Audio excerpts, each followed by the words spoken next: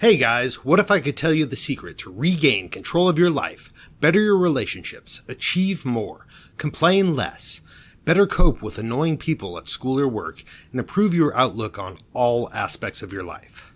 Would you give me 5 minutes of your time? If so, you'll want to watch this video.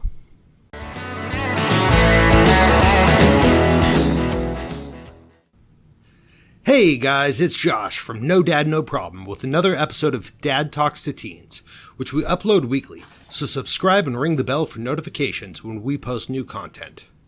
I know that all of the promises I made in the opener seem like a lot, but I promise you that if you take the steps to develop this one personality trait, you will see the world in a whole new way. So what is that trait? Personal accountability. But what is personal accountability? It's the belief that you alone are responsible for your words, your thoughts, and your deeds. It's taking responsibility for your choices and actions, and removing the barriers and excuses that can hold you back. The first step for personal accountability is to accept responsibility, whether things go your way or not. It's easy to take responsibility when things are going right, but it's not so easy when things are going wrong. Responsibility is taking ownership of your actions, but accountability is taking ownership of the results. There is a difference. If things go wrong, do you look for someone to blame? Do you look for reasons to justify your actions or why something didn't work? Maybe the dog ate your homework, or you were late to work or school or an appointment.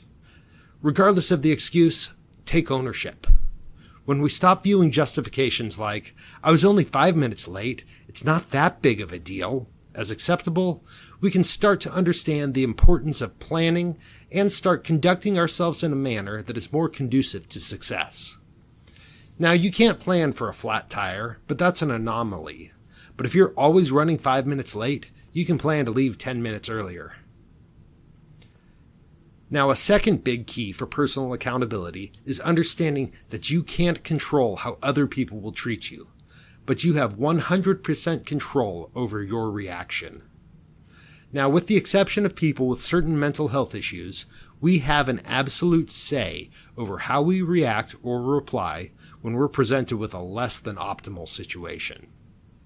If someone says something rude, you do have a choice in how you respond. You can escalate, you can de-escalate. Now, you can't always choose how they're going to respond to what you do, so make your choices wisely, and if things do go sour, you need to be willing to accept your part of how things went downhill.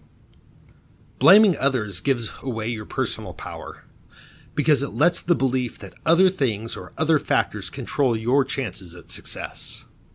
Now, we all have difficulties to overcome, whether it be genetics, economic upbringing, preferred learning style, non-ideal family situations, and many, many more.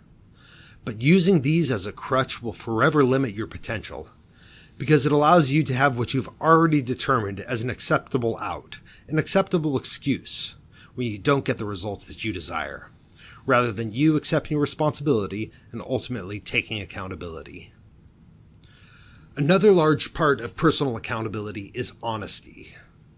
Now, I once heard it said that if you always tell the truth, you never have to remember your story. And honesty isn't just in how you deal with others, it's also in how you assess yourself.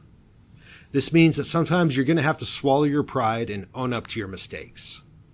It also means not being afraid to admit that you don't know something or that you need help. Seeking help is a sign of strength, not a sign of weakness. Now, a step beyond honesty is when things don't go right, is having the willingness to apologize.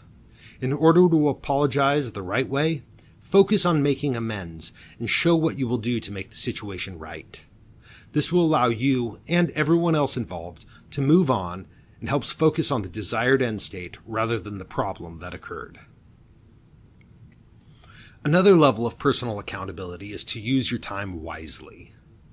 Procrastination can be a lot more fun, but it is never more rewarding in the end, and it is a barrier that you are putting up that will delay your success. If you're a part of a group and you delay doing your part, it may lead others having to pick up the slack for you and make people feel that you aren't reliable and that you can't be trusted, which is not what we are going for here. Now, the key to overcoming procrastination is to identify why it's happening. There's a lot of reasons. Maybe the task you're trying to do, it's boring. Maybe you don't have the proper knowledge, so you're putting it off for that. Or maybe there's some other cause, just like you'd rather be doing something else. Once you understand why you were delaying, you can take the steps to correct it. Avoiding distractions from the task at hand and prioritizing your task load is key. Now, I get it. It is a lot more fun to play video games, and I love some video games, but your homework still needs to be done.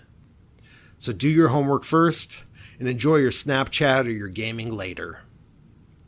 And lastly, be willing to assess the results and make changes as necessary. If things went well, what parts of the process are worth repeating? When they don't go well, what would you have changed? How could you have handled things differently? And how might that have impacted the end result? You have the power to make great things happen, and success lies just on the other side of hard work and sacrifice. Honest reflection will allow you to see the barriers, and developing the skills to overcome them will help make your wildest dreams come true. I believe in you. Be well, be blessed, be loved, and have the best day ever.